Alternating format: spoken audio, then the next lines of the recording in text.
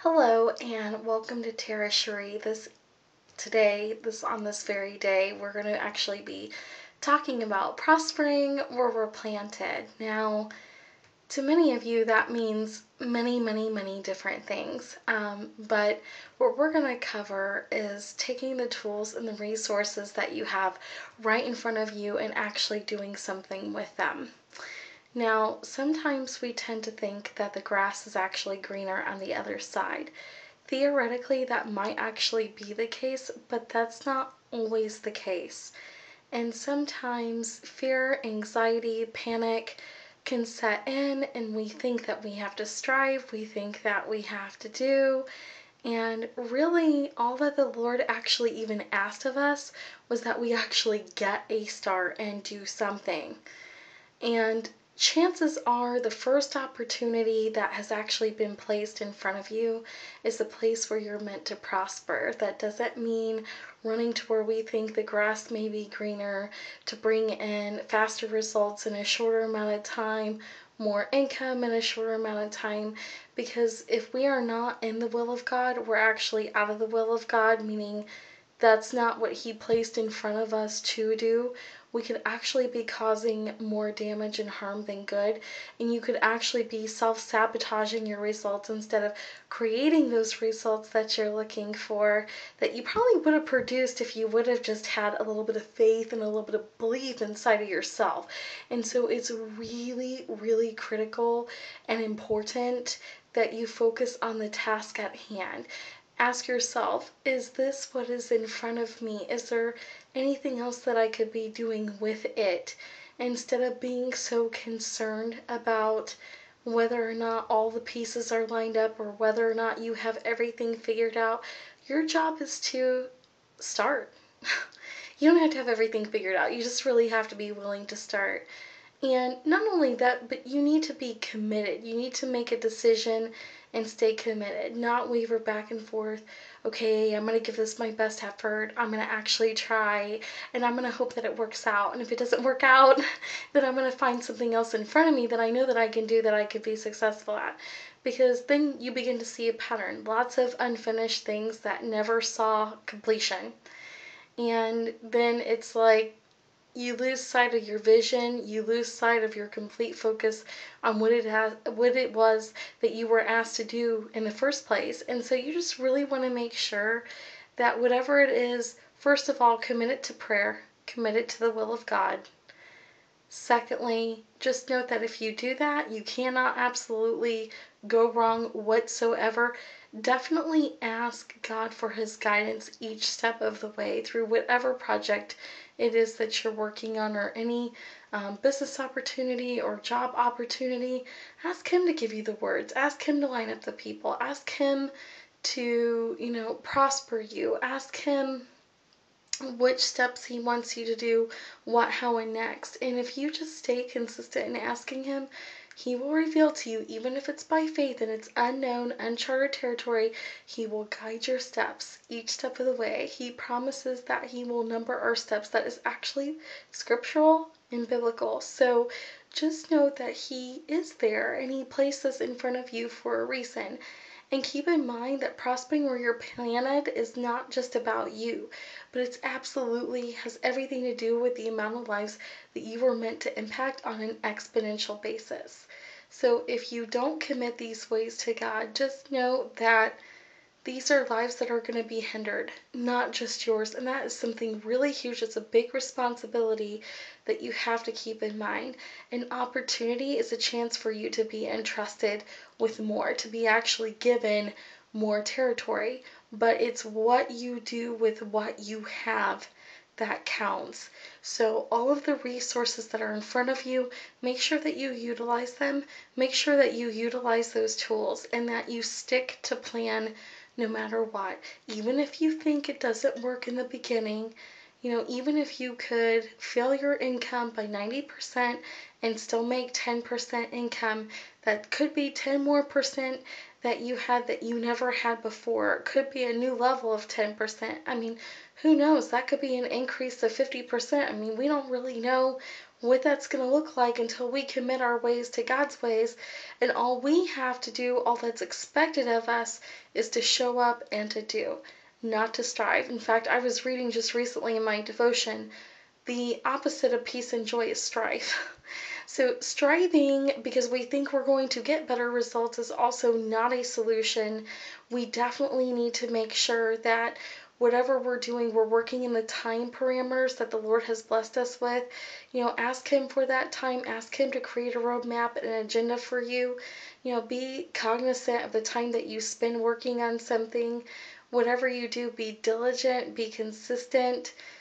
Repetition is important. The more you repeat something, the more your focus will be on that and the better at the task that you'll get. So over time, what you're going to see, it may take you a little bit longer, but it's better to steadily build or do something than to try to master everything and have it all figured out at once. It could be something new that you need to develop that muscle, meaning that skill set for. Muscle's another term for skill set. And so in order to continue to develop your skill, you must first get a start and begin to sharpen your experiences, your tool belt, your resources, the tools that are placed in front of you. You must be willing to use those and use those unto Him. And so He will tell you what the best use is for each, but you've got to place your trust in Him and know that even if it's the last thing that you want to do, and even if you do not feel like it, let me tell you something. We talked about mindset last week, but your words absolutely need to match your mentality and your thought process. Because if not, it doesn't matter. You could do everything right, you're not going to create any results. It's all about what's going on with you mentally, inside of your mind. And if it's time to think positively, make that adjustment and switch. Do not agree with those thoughts. You need to speak life over yourself and treat yourself as with the success that you expect to have. Yes, you may be brand new, but you're working on getting there. Yes, maybe things didn't exactly go your way today, but you know what? Guess what? Tomorrow's a fresh new day. I'm going to begin all over again. I'm going to take what it is I do have in front of me. I'm going to commit that to you, God, and I'm going to do a better job listening today. Hear the difference? The more you start to redirect your thoughts and channel them, if you really want success, all you have to do is just change your mind. Just have that mentality and that posture that you are going to do something. You are going to make a change today. Even though it starts with you and it might be a small change, if you keep practicing those techniques, you keep doing whatever it is your boss is telling you to do, or whatever it is, if you have your own business that your director is telling you to do, the training is telling you to do, keep in mind that people are not duplicatable, but systems are. So if you commit your system to God and you listen to Him and you listen to the authority and the leadership that He has given you and has given to others and has placed those mentors into your life, and if you do not have a mentor and you desire to have one that has the results that you're looking for, pray and ask Him to give that to you. He will completely bless that. I definitely believe that, His Son Jesus was the ultimate teacher. He definitely believes in having mentors and teachers. It just makes sense. It's wisdom, it's knowledge. And people who don't have vision perish because they don't have that knowledge. So that's a really excellent thing also to commit to your prayers every day. And just believe. Believe that He's going to put you in front of the right people. And even if you have to ask step by step by step by step, all of these things are going to add up. And it's going to become a roadmap. And as you keep doing it, that roadmap is going to become more clear. And all of a sudden, little by little, little by little, little by little, you're going to absolutely see results. And it doesn't matter. Don't be the person that just stomps all over, the good things that happen in your day because it didn't go the way you wanted it to. Pick 3 things that went right each day and celebrate them. And if you have to, write them down and keep track of them so that way when you go back through and you go to read through them, you can see 3, 4, 5 things that went right in your day. Maybe it's just even one thing, but you know what? When you focus on the positive and you focus on the things that went right, that's going to start to take root in your life, and you're going to see more transformation, more transformation. And as you personally develop, as you grow, as you gain new skills, you're going to see new breakthroughs in your life, and it's going to make the journey worth it for you. But you have to get a start with what is in front of you. Do not deviate to what somebody else is doing because they seem to have better results. And by the way, do not compare yourself to other people's success and results. You have no idea what their life looks like, and you have no idea what they went through. And so many people want to just look at the success that they forget about all of the failures and all the mistakes that were made in order to get here. So don't be afraid to fall.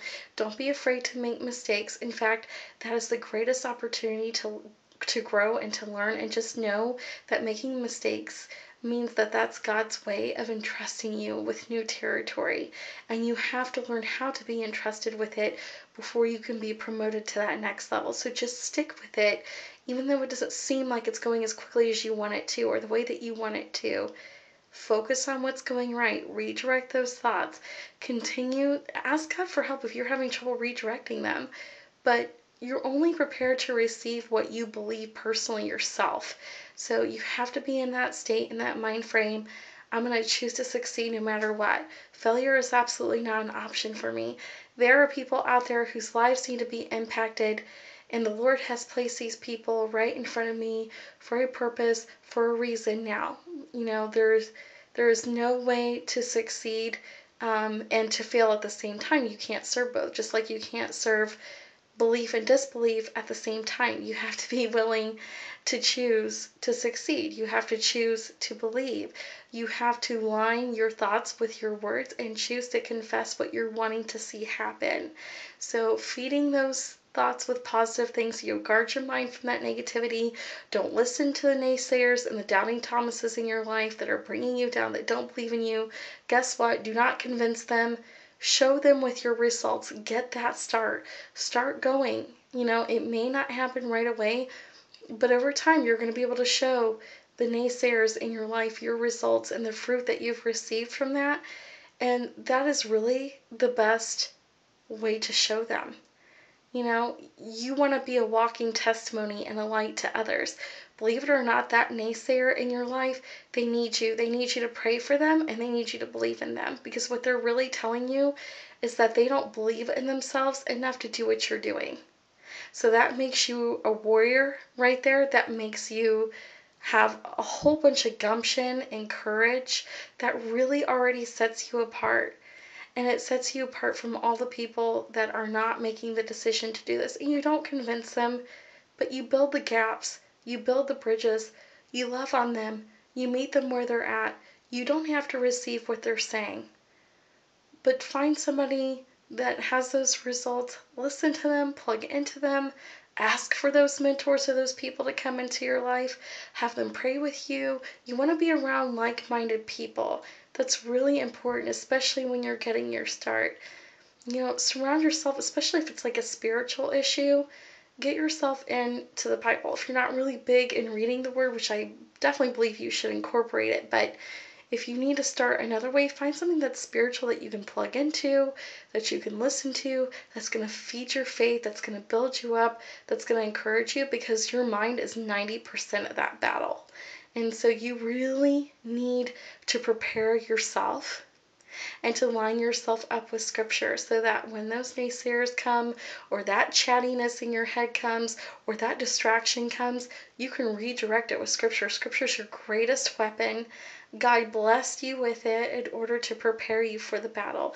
And you, my friends, are in a battle because the time is now, and God has called you for now to go ahead and to step up. And if you're reviewing this video or you're watching it, it's because God really has a plan to prosper you in your life. Jeremiah 29:11. And so if you don't get that start and you choose not to prosper where you're planted, you're going to miss that boat. And somebody is going to be replaced in your place, and you will have missed out on that opportunity. And it will be by God's grace if you're given that second chance. But He doesn't look at your performance. The best thing is that He looks at your heart, and He sees your effort. He will never leave you nor forsake you. He will always be with you. He will always be encouraging you if you're seeking Him and putting Him first. And that's why, step by step, in prospering where you're planted, it's so important to incorporate Him in your daily life, step by step, little by little, little by little. And you're going to see the fruit from that. He's going to continue to bless you because He just expects you to show up and give it your best effort. Leave the details and the shifting and the results to Him. Just focus on the activity that He's asking you to do, and He will prosper you in the rest. Have a great rest of your day. I completely believe in you. If you need some encouragement or you need some prayer, I feel led to lead it more of that direction on this particular video. Please feel free to message me on Tara Cherie on Facebook, or you can send me an email to tarachérieconsulting@gmail.com, or you can also go on taracherie.org, and there will be a spot to leave comments. You can feel free to begin leaving comments there as well. It's been a pleasure to connect with you. Enjoy the rest of your week. I'm so proud of you for taking that step. All it takes is the faith of a mustard seed, and that's really teeny tiny. I don't know if you've seen that mustard seed before, but it's not a whole lot. But it is enough to make a huge difference and to allow God to work in your behalf. So don't put Him in a box. Untie His hands. Let Him be Him. You be you. Commit your life to Him. And whatever He's leading you to pick up or to do, just know that He will prosper you in due time, on His time, if you're diligent and you're being entrusted with what tasks are right in front of you to do at the moment. Don't take a look at the bigger picture. Just walk it out. Walk it out with Him. And just know that there's somebody here who's cheering you all the way and completely believes in you. Enjoy the rest of your week until next time. Bye-bye.